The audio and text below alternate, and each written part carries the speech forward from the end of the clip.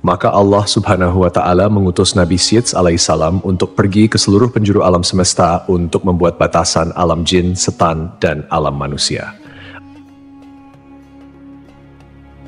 Assalamualaikum warahmatullahi wabarakatuh. Sahabat yang dirahmati Allah, jin adalah makhluk gaib yang tidak kasat mata. Mereka bisa melihat manusia, tapi tidak sebaliknya. Namun ada yang mengatakan kalau dulu manusia ternyata bisa melihat jin. Seandainya bukan karena Nabi Syeds, manusia sampai sekarang bahkan masih bisa melihatnya. Benarkah dulunya manusia bisa melihat jin? Mengapa hal ini dikaitkan dengan Nabi Syeds? Tonton dan simak video ini hingga akhir agar tidak ada kesalahpahaman dalam memahami isi cerita. Nabi Syeds adalah salah satu nabi utusan Allah Subhanahu wa Ta'ala. Nabi Syeds adalah putra Nabi Adam dan tidak termasuk dalam 25 nabi dan rasul yang tersebut dalam Al-Quran. Imam Ibnu Katsir mengatakan dalam Qasas Al-Anbiya, Syeds artinya anugerah Allah. Nama tersebut diberikan karena Nabi Adam dan Siti Hawa mendapatkan karunia putra tersebut setelah terbunuhnya Habil di tangan saudaranya sendiri, Qabil. Kisah terbunuhnya Habil oleh Qabil ini telah diabadikan oleh Allah Subhanahu wa Ta'ala melalui firman-Nya dalam Al-Quran Surat Al-Maidah ayat 27. Bacakanlah Nabi Muhammad kepada mereka berita tentang dua putra Adam dengan sebenarnya. Ketika keduanya mempersembahkan kurban, kemudian diterima dari salah satunya, Habil, tidak diterima dari yang lain, Qabil. Dia, Qabil, berkata, sungguh aku pasti akan membunuhmu. Dia, Habil, berkata, sesungguhnya Allah hanya menerima amal dari orang-orang yang bertakwa. Qabil bisa disebut sebagai awal mula angkara murka di muka bumi setelah Nabi Adam alaihissalam diturunkan ke dunia. Karena perbuatannya itu, Qabil harus menanggung dosa yang terus mengalir sampai hari kiamat. Rasulullah Shallallahu Alaihi Wasallam bersabda, tidaklah dibunuh satu jiwa dengan zalim, melainkan dosa pembunuh itu akan ditanggung pula oleh anak Adam yang bernama Qabil, karena dialah yang pertama memberi contoh pembunuhan. Hadis riwayat Bukhari dan Muslim. Hal senada juga disampaikan Rasulullah Shallallahu Alaihi Wasallam, barang siapa memulai perkara baik yang disyariatkan maka baginya pahalanya dan pahala orang yang mengikutinya sampai terjadinya hari kiamat. Dan barang siapa yang mulai perkara jelek maka baginya dosanya dan dosa orang yang mengikutinya sampai terjadinya hari kiamat. Hadis riwayat Muslim.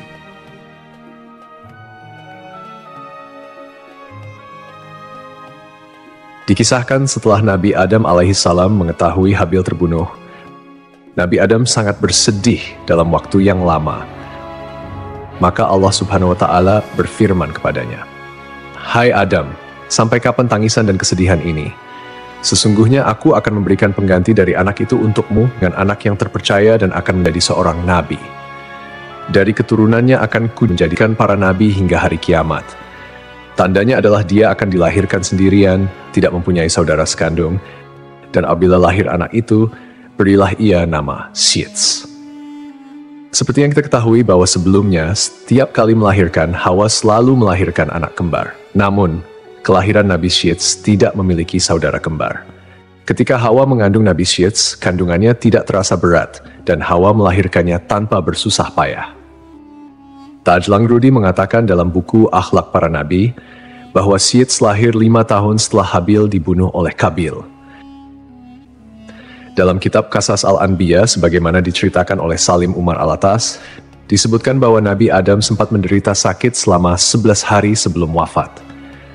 Saat masih sakit, Nabi Adam berwasiat kepada Syeds untuk meneruskan wasilah kenabian. Syeds menerima beberapa wasiat dari ayahnya, termasuk perintah untuk memerangi Qabil yang durjana. Nabi Adam juga memberitahukan kepada Syeds tentang akan terjadinya topan dan kehancuran alam. Selain itu, diajarkan pula kepadanya tentang waktu-waktu ibadah dalam sehari semalam. Dikeluarkan juga seutas tali dari sutra yang memuat gambaran tentang para nabi dan orang-orang yang akan menguasai dunia. Tali tersebut diturunkan kepada Adam dari surga dan diberikannya kepada Syeds untuk dilipat dan disimpan di dalam tabut, sejenis peti yang harus terkunci. Adam lalu mencabut beberapa lembar rambut dari janggutnya dan meletakkannya ke dalam tabut sambil berkata, hai anakku, ambillah rambut-rambut ini dan bawalah bersamamu ketika menghadapi urusan yang penting. Rambut-rambut ini akan membantumu mengalahkan musuh selama masih ada bersamamu. Apabila engkau melihat rambut-rambut tersebut memutih, maka ketahuilah bahwa ajalmu telah dekat dan engkau akan meninggal pada tahun itu. Kemudian Nabi Adam mencopot cincinnya dan memberikannya kepada Syed serta menyerahkan tabut dan suhuf yang telah diturunkan kepadanya. Adam berkata, "Wahai anakku, perangilah saudaramu Kabil. Sesungguhnya Allah akan menolongmu untuk mengalahkannya." Perlu kita ketahui, kejahatan Kabil bukan hanya membunuh saudaranya Habil, tetapi Kabil tidak mengikuti syariat yang dibawa Nabi Adam dan membebaskan anak keturunannya melakukan maksiat. Tidak ada batasan antara laki-laki dan perempuan, hingga dari keturunan Kabil lah muncul alat musik yang dipakai untuk mengiringi tarian yang semakin melewati batas. Mereka terjerembab kepada budaya dan gaya hidup tanpa hijab dan aurat. Maka terjadilah perlakuan-perlakuan layaknya binatang. Tidak ada budaya malu, yang ada adalah perasaan bangga tatkala mampu melakukan hal yang tidak biasa. Jiwa mereka terpenjara dalam buaian hasrat untuk mendapatkan kepuasan. Para ulama mengatakan bahwa inilah saat awal mulanya zina. Demikianlah wasiat terakhir yang disampaikan oleh Adam kepada anaknya Syed. Diriwayatkan semenjak Adam diturunkan ke bumi, dia hidup berumur 1000 tahun. Wahab bin Munabih mengatakan, ketika Adam meninggal, Syed telah berusia 400 tahun. Dia telah diberi tabut, tali, pedang, dan kudanya yang bernama Maimun yang telah diturunkan kepadanya dari surga. Apabila kuda itu meringkik, semua binatang yang melata di bumi menyambutnya dengan tasbih. Syed telah diwasiati untuk memerangi saudaranya, Kabil. Dia pergi untuk memerangi Kabil, dan akhirnya perang itu pun berkecamuk. Itulah perang pertama yang terjadi antara anak-anak Adam di muka bumi. Dalam peperangan itu, Syed memperoleh kemenangan dan dia menawan Kabil. Kabil sebagai tawanan berkata, "Wahai Syed, jagalah persaudaraan di antara kita." Lalu Syed menjawab, "Lalu kenapa kau tidak menjaganya? Engkau telah membunuh saudaramu, Habil." Jawaban Syed pun sangat logis dan penuh dengan pertanyaan moral. Kenapa kau tidak menjaganya? Pertanyaan yang menyinggung kontradiksi antara kata-kata dan tindakan Kabil.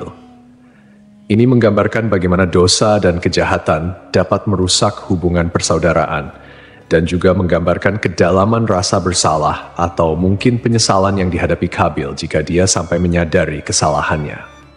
Kemudian Kabil ditawan oleh Syed, kedua tangannya dibelenggu di atas pundaknya dan dia ditahan di tempat yang panas sampai meninggal. Anak-anak Kabil bermaksud menguburkannya. Tiba-tiba iblis datang kepada mereka dalam rupa malaikat. Iblis berkata kepada mereka, "Jangan dikubur di dalam bumi." Iblis membawakan 2 batu hablur yang telah dilubangi tengah-tengahnya. Dia menyuruh mereka memasukkan Kabil ke dalam ruang antara 2 batu hablur itu, memakaikannya pakaian terindah dan meminyakinya dengan ramuan-ramuan tertentu, sehingga dia tidak akan mengering. Lalu iblis menyuruh mereka menyimpannya di sebuah rumah. Diletakkan di atas kursi yang terbuat dari emas dan memerintahkan kepada setiap orang yang masuk ke rumah itu untuk bersujud kepadanya sebanyak 3 kali. Iblis memerintahkan kepada mereka untuk merayakan upacara setiap tahun untuknya dan berkumpul di sekitarnya. Kemudian iblis mewakilkan urusan ini kepada setan. Setan itulah yang kemudian berkomunikasi dengan mereka sehingga manusia terus-menerus sujud kepada Kabil. Sementara Syed, setelah dia menunaikan tugasnya memerangi Kabil, pulang ke negeri Hindi, India, Syed terus melanjutkan tugasnya sebagai nabi dan pemimpin spiritual keturunan Adam yang taat kepada Allah. Nabi Syed dipercaya melanjutkan dakwahnya untuk mengajarkan tauhid dan hukum-hukum Allah kepada manusia. Setelah kepergian Nabi Adam dan Hawa, Allah menurunkan 50 sahifah kepada Nabi Syed. Dialah orang pertama yang mengeluarkan kata-kata hikmah. Dialah yang pertama kali melakukan transaksi dengan emas dan perak, dan orang pertama yang memperkenalkan jual beli, membuat timbangan dan takaran, dan dialah orang pertama yang menggali barang tambang dari dalam bumi. Mengenai kisah Nabi Syed memisahkan alam manusia dengan alam jin seperti yang dikatakan bahwa Syed mendapatkan tugas dari Allah. Ia mendapat mandat meneruskan wasilah kenabian. Nabi Adam juga sempat mengingatkan Syed untuk menjaga kerahasiaan mandat tersebut agar tidak sampai diketahui oleh putranya yang pendengki, Kabil. Salah satu tugasnya adalah membuat batas antara alam manusia dan jin. Sebelum Syed bertugas, dahulu masih bisa dilihat jin atau syaitan yang berkeliaran. Jarak mereka dengan manusia tidak ada. Belakangan, Adam telah diperlihatkan jumlah manusia, angka keturunannya yang bertambah. Kemudian Nabi Adam AS berdoa semoga ada di antara anaknya yang melanjutkan risalah. Kemudian terpilihlah di antara anaknya yakni Sits menjadi orang yang menutup pandangan manusia melihat jin.